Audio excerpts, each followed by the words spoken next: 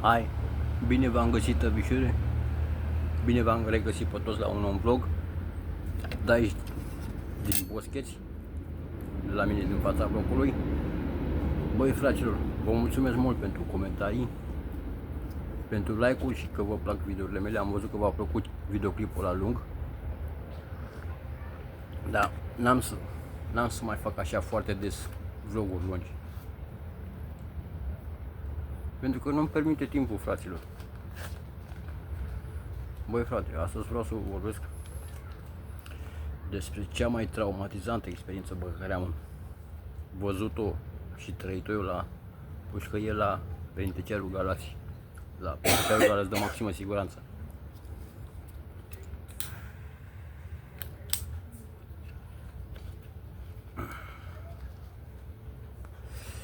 Da, bă, frate. Cum vă zic, eram la Giurgiu în vara lui 2009. Mint, nu, în primăvară lui 2009, știu că era de primăvară și era la televizor pe tot astea, că murise atunci cineva asta lui Florin Salam, Fonica. Ei, chiar în perioada aia am plecat eu pe cursă la Galați. Așa, stai să dați să stau jos, că nu stă bine mie mafiot pe vloguri. Da, fraților, și m-am luat cursa la Galați, pe maximă siguranță.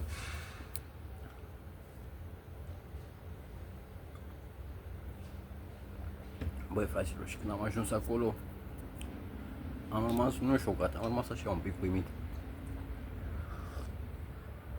M-a băgat pe secția 5-a, la maximă siguranță acolo, unde majoritatea toți erau cu crimă. Toți erau cu crime sau tentative de omor sau alții care aveau 2-3 crime. Și m-a băgat în cameră la un băiat, un super băiețaș Pantera, cunoscut și el din Galați acolo, din cartierul Micro, nu știu cum, nu știu cât. În fine.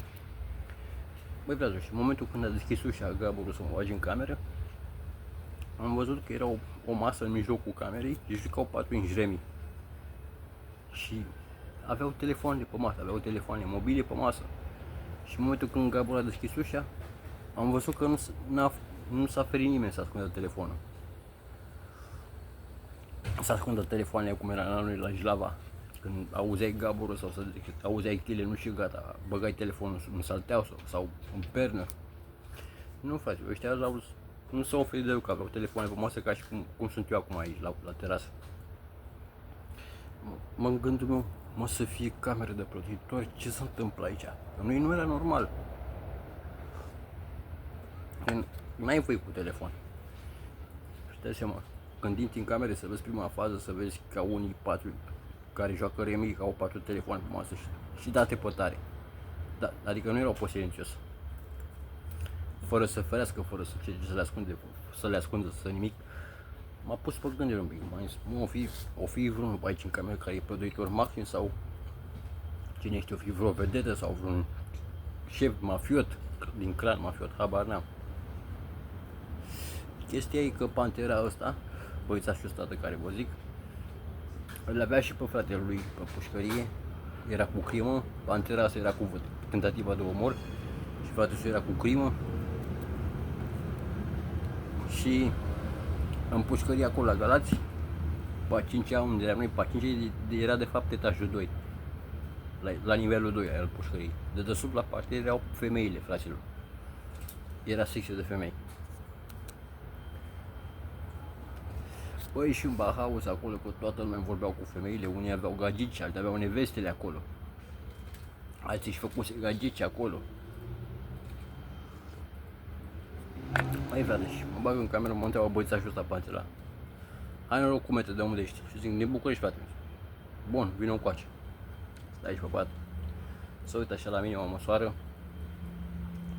S-a uitat la mine să vadă cum sunt îmbrăcat cum astea.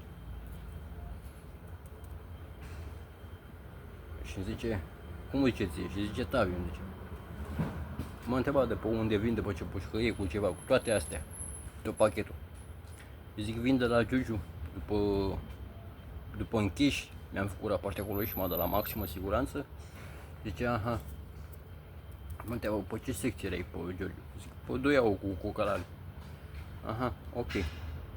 Bine, frate meu, bagă-te aici. Uite, e un pat aici deasupra mea, chiar lângă televizor și la geam. Și mi-a dat patul lui deasupra lui. El dormea la 1, el era șef de cameră, acolo avea 9 ani executați numai în aceeași cameră. Băi, 9 ani de zile să dormi în aceeași cameră, în aceeași pat. Cred că cunoștea fiecare punct de pe tavan.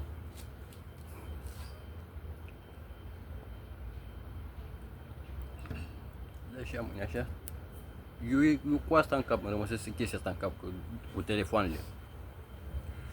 Și după ce m-am instalat și mi-am lăsat bagajul, mi-am făcut patul frumos. După apelul de seară, m-am dus la el la Pașains. Hai, nu, frățioare, vreau să te întreb și eu ceva. Bă, că m-a băgat pe mine Gabăl în cameră. Am văzut că avea țeacaretele pe masă, telefoanele.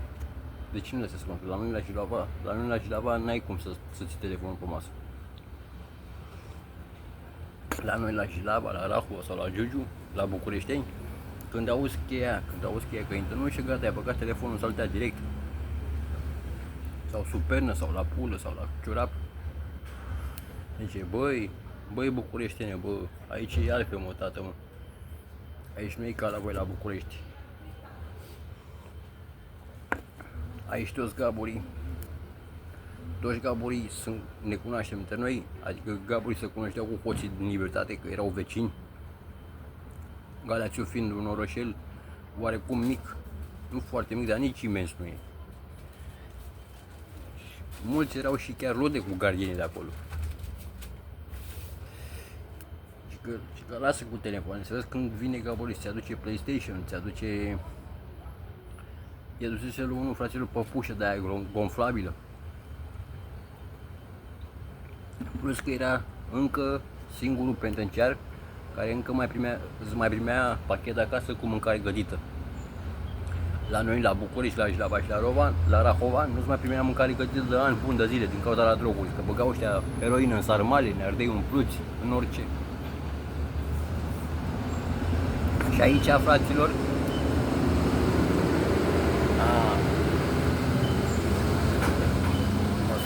mă scuzați să a trecut un camion.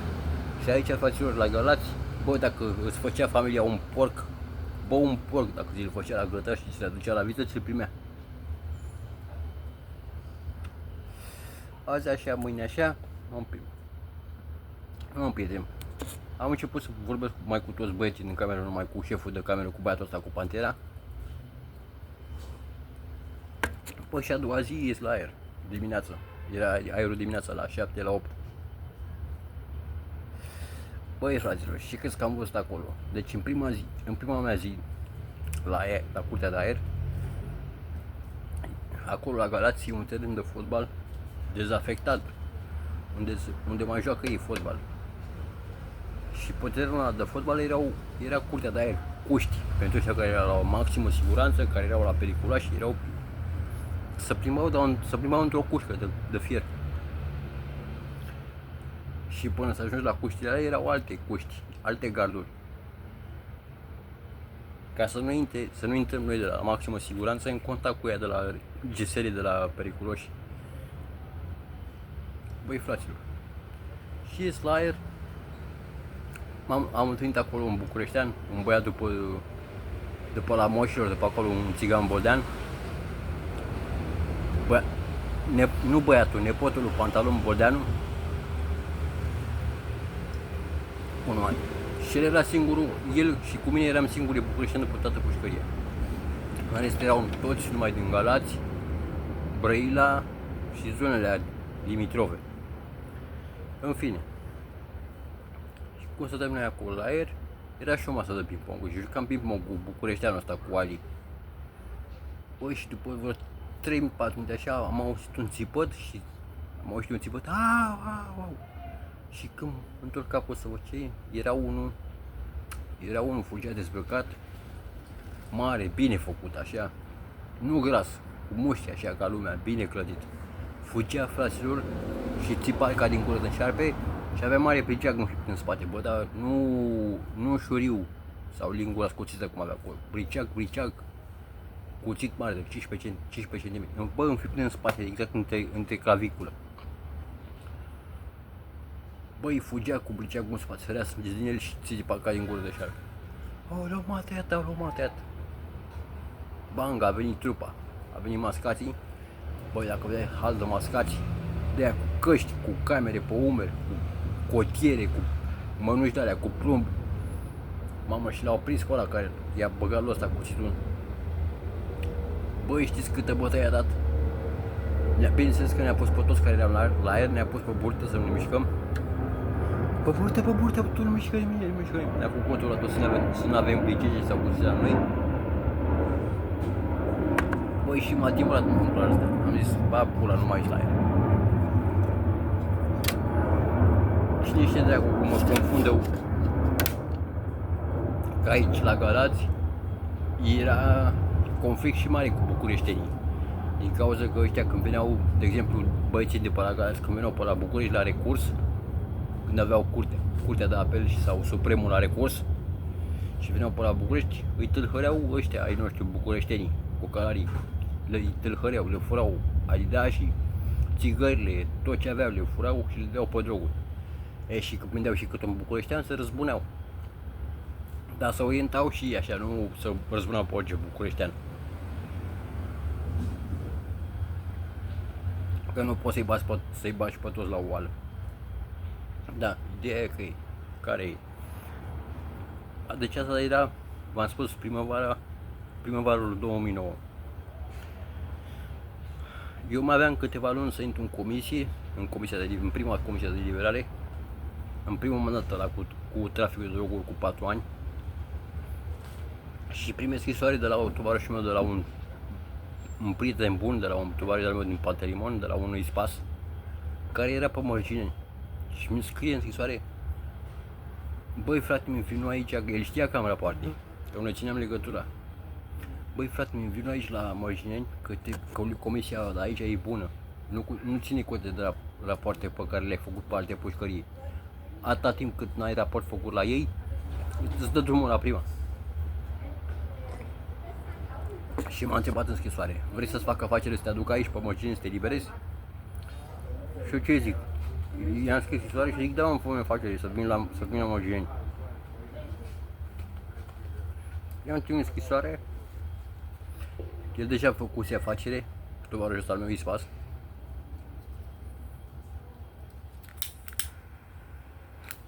Și am ajuns la Mărgineni, fraților, după vreo 2 luni de zile m-am la curs. Deci am stat 2 luni de zile acolo la Galați.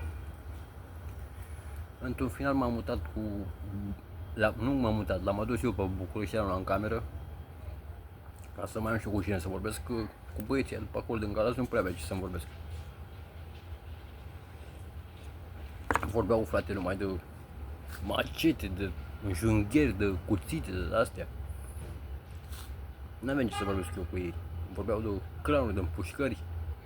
Era șmecherul lor din Galați de acolo, care a murit, Marian Ivan, Dumnezeu să-l ierte, gen fan al războiului al Galațiului. Așa a fost Marian Ivan în Galați. Și era bahaos, frate, nu puteai să dormi noaptea, toată ziua aia, toată noaptea, când te puneai în pas să dormi, auzeai numai strigăte pe geam: fă! Că vorbeau ăștia cu femeile care erau jos la parter, la prima secție. Băi nene, deci un bahaos mare rău de tot. N-am putut să dorm aproape deloc. Mai mult dormeam ziua decât noaptea. Băi, și ajung la Mărgineni, am făcut tovarășul ăsta al meu, Ispas, afacere. Și mai aveam o lună, nu, mai puțin, vreo 20 ceva de zile mai aveam să intru în comisia de eliberare. Și aveam 4 rapoarte, dintre care unul cu înjurii și atac de cadre, atunci de când cu faza cu Silie, când l-a pe Gabor în brațe și l-am înjurat, mi-a făcut raport cu atac de cadre și cu înjurii de cadre. Și mai aveam vreo 2-3 rapoarte, unul cu bătaie, unul cu telefon, că mă prinse cu telefonul. În fine, vreo 4 rapoarte, dar nu de astea foarte grave. Rapoarte de disciplinare. Băi, și intru în comisie acolo la Mărgineni, în comisia de liberare, și în loc să mă pună liber, cum mi-a zis tovarășul meu, pac, îmi dă 6 luni amânare. La judecătoria Moreni, acolo. Îmi dă 6 luni amânare, am făcut recurs, bineînțeles. Și când m-am dus în instanță la recurs la amânarea, am intrat în sală și mi-a dat cuvântul să vorbesc și zic, o dată instanță.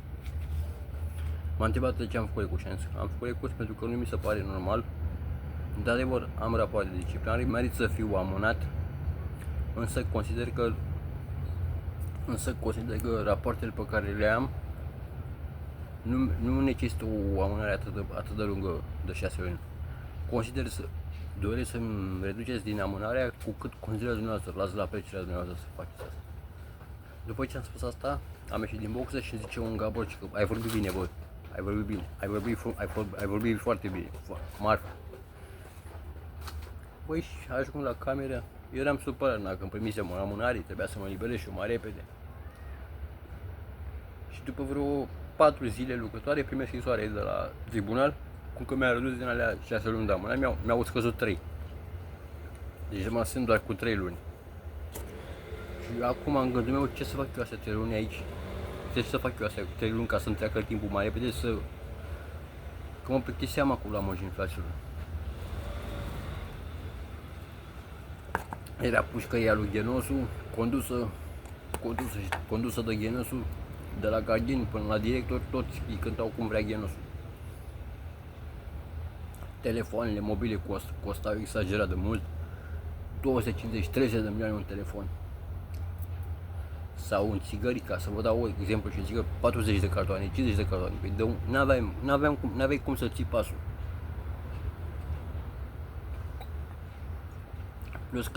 Plus că începuse la Mărginea încolo să aducă București droguri, heroină. Băi, fraților, s-au pus pușcăria de droguri la Mărgineni. Erau în unele camere atât de multe droguri încât n-aveau unii afară în libertate, cât de multe droguri aveau alții la pușcării în cameră la Mărgineni. Băi, 10, aproape 100 de grame, fraților, de heroină. Și zic, aici nu-i de mine.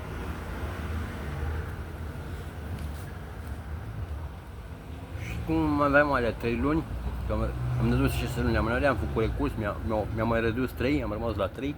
Trebuie să fac ceva ca să-mi treacă astea 3 luni. Să fac ceva să-mi treacă astea 3 luni de zile. Și pot îmi fac o afacere pe civil, unde în județul Cluj. Și m-am dus la Cluj, la Gherla, pe pușcării la Gherla, de unde m-am și liberat în 2010. Da, bă, fraților. Am ajuns la Gherla acolo, am plecat pe cursă cu baghiera, Dumnezeu să ierte de prietenul Lici Spăitorul. Am plecat pe cursă cu baghiera și că vreo 3-4 bucureșteni, restul alții s-au oprit pe altă la pușcării, pe la Poarta Alba, noi am mers mai departe, spre Ardeal.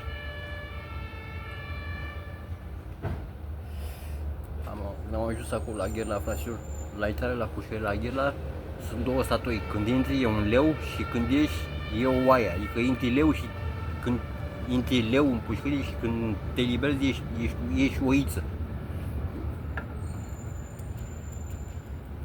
Știam că acolo e și ăsta și Pasaris, era și ăla cu terorism, Hasan ăla sau cum de acolo chema,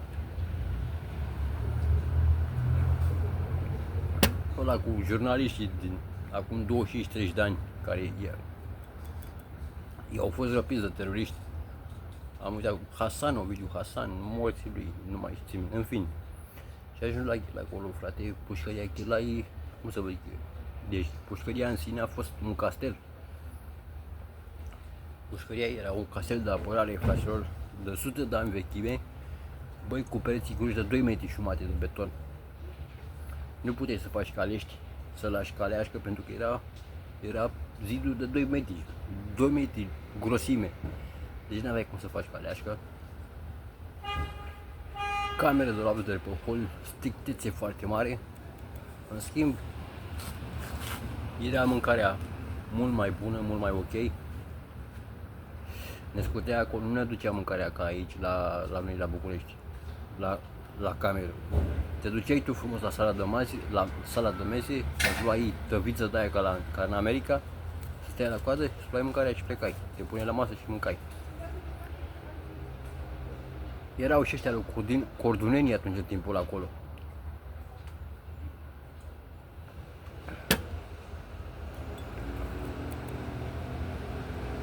Nu mai știu dacă Adian sau Costel Dumnezeu, dar știu că era unul dintre ăștia lui cordunenii acolo, la Gherla.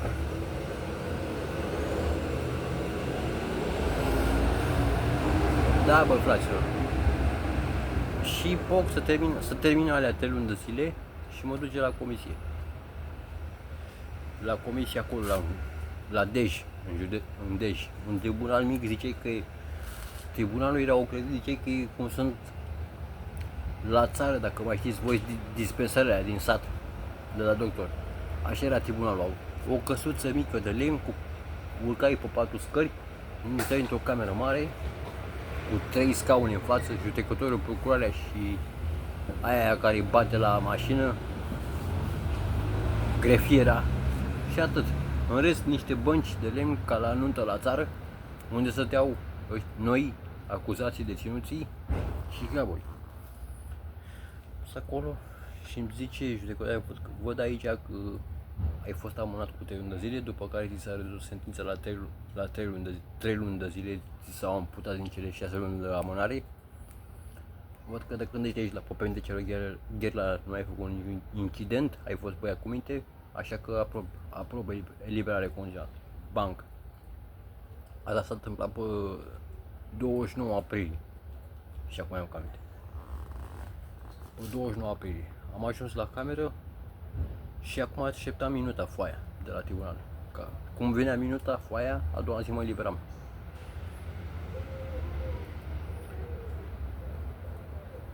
Băi, mi-a venit pe 30 aprilie și în mai m-am eliberat. Nu mint, pe 30 aprilie m-am eliberat. Pe 30 aprilie m-am eliberat. M-am eliberat de la Gherla, de acolo mi-au dat că m-am eliberat. Aveam un cont un milion și mi-au dat și, cum ai venit bani, mi-au dat bani de autobuz de acolo. Era un autobuz care ducea din față de la Pușcărie până în gare la Cluj, de unde luam maxi taxi de la să mă ducă până la București. Așa. Acum am eliberat. În aceea zi cu mine s-au mai eliberat și doi băieți de acolo, tot din Cluj. Un băiat Casian și unul Tarzan. Și mai... și am uitat să vă zic, la Gherla am fost în cameră cu băiețașul ăla care cântă el pe TikTok și pe YouTube, Beto ăla, care cântă el stilul lui Guț, așa. Mamă, super băiat de treabă cu aia. Toată ziua cânta, bătea de arabana într-o noptieră de aia și cânta. Și făcea sport. Îl știți voi, Beto ăla care cântă pe TikTok, de plecat prin Italia, nu știu pe unde e. Hai că m-am lungit rătul cu videoclipul ăsta. Băi, una peste alta, ce vreau să spun. Deci m-am eliberat pe 30 aprilie și atât așa. Am stat în viața așa. Mai, iunie, iulie și în august m-am arestat din nou cu jaful, cu calul. Când am primit 5 ani. 112 sau 113 zile am stat în viața. Deci după 4 ani am stat 112 zile și m-am dus cu 5 ani înapoi. Dacă e bine că, uite, văd că a intrat soarele în nori, să mă duc și eu la cumpărători. Rucsac mai ești cu mine, să pot să bag cumpărătorilor. Fraților, vă pupă tăvișorul vostru și ne revedem pe cât de curând posibil. Astea fiind spuse, vă pupă tăbișorul și voi lăsați comentarii. Lăsați-mi în comentarii acolo despre ce vreți să vă mai fac în continuare vloguri. V-am pupat!